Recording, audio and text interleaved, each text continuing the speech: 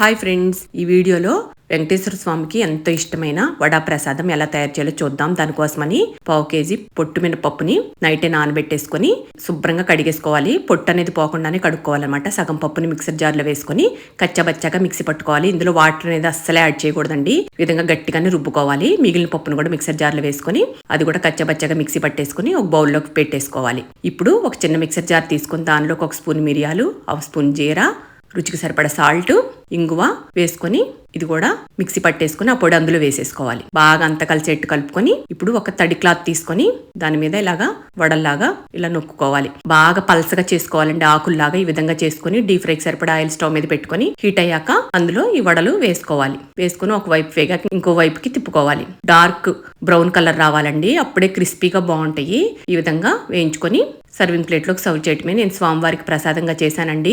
7 శనివారాల వ్రతం చేస్తున్నాను కదా, దానిలో ఒకరోజు ఈ విధంగా ఒక శనివారం నాడు ఇలా చేసి పెట్టుకున్నాను. చాలా బాగా కుదిరినాయి. మీరు కూడా ఒకసారి ఇలా ట్రై చేయండి. చాలా టేస్టీగా ఉంటాయి.